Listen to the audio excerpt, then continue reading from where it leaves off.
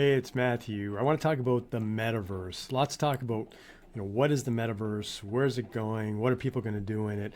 I want to quickly show you and tell you a story about where the original metaverse may have started. So what you're looking at here on screen is a program called Second Life, secondlife.com, and it may be the original or at least one of the original metaverse apps available. It started in 2003 by a company named Linden Lab.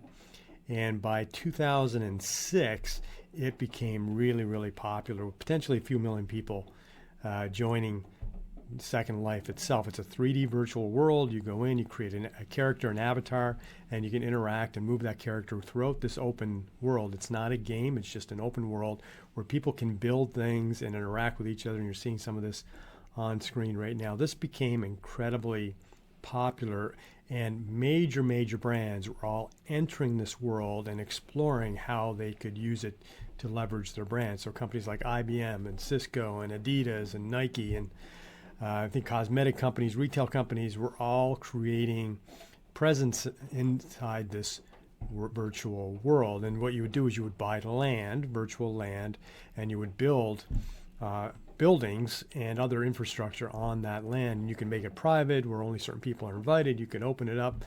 People were creating nightclubs. They were building games within the experience. The cool thing about things like nightclubs too is they'd actually pay other human people to have their avatars come to the nightclub, in some cases dance at the nightclub. You could work virtual stores and get paid real money. And literally hundreds of millions of dollars over the years of real money have been transacted inside of Second Life as a virtual world. I'm going to show you what my avatar looks like. This is me here. Let me move that video out of the way. That's my original avatar. You notice it's kind of rough around the edges, and that's because the computer's technology wasn't as robust and powerful back in 2003, 4, 5, 6 as it is now, where you can get much more refined characters. And check this out too. This is me at a virtual meeting, a meeting inside of Second Life. This is a press conference. And the press conference is given, there's a woman up in front here. I think it's a woman from Asia. And she became the first virtual millionaire or first millionaire virtual land in the world. And I mean our real world, not just the virtual world. So she had purchased enough land, virtual land, inside of Second Life that by the time this press conference was given around 2006, her land was worth an estimated over $1 million in real money. And she became that first potentially virtual millionaire with virtual land. And this is me. You can see me sitting in the chair listening to the press conference. This is all live, so you actually see avatars and characters, and you can have a headset on and hear what people are saying. And you can see a lot of the characters are in green. That's because, again, the computer technology was not as powerful. So if you were not interacting with someone or they were far away from you, you may not see them in full developed form as you might with me here. So that's kind of another cool story. And this all happened again in Second Life back in 2006. And then I'm going to show you this screenshot here. So one of the big brands that got into Second Life at the time was IBM. And IBM and some full-time people actually focused on exploring these types of worlds and see how IBM could participate. And IBM had its own island, built its own buildings in this virtual island. And they had a global event, a global conference, first one ever hosted by IBM Global Conference.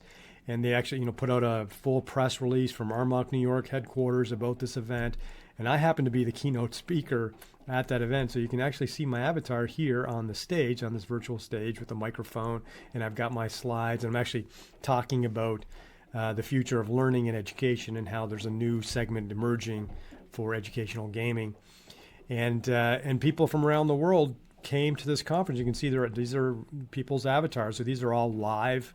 This is a live event, live avatars listening to this presentation. And these types of events were happening at that point, started happening all the time with Second Life. In fact, let me show you another cool thing.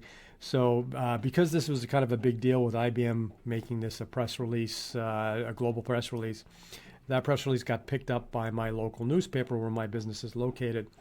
And check it out. So this is a photo of the front page of our local newspaper at the time. You can see 2006 here. And if we scroll down, there's the story of me doing this presentation for IBM in Second Life. And check it out. Look, my avatar is on the front page of the newspaper. I'm not sure if I may be the first person to ever have an avatar on the front page of a newspaper or not, but there it is back in 2006. So the question now remains, where is Second Life today? Does it still exist? Let's check it out. So there's secondlife.com, and absolutely does still exist. However, I don't know what exactly happened, but after 2006, 2007, huge amount of buzz. I mentioned all the brands going in.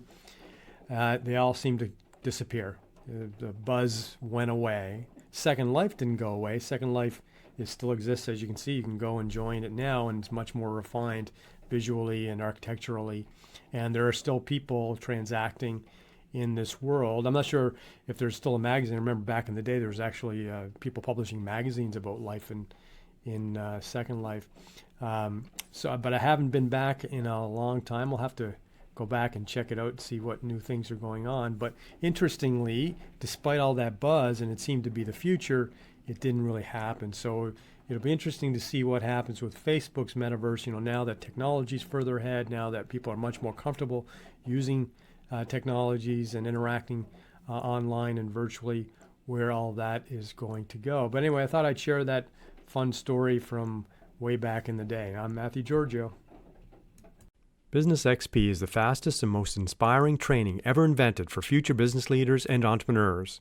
Discover game-based experiential learning at business-xp.com.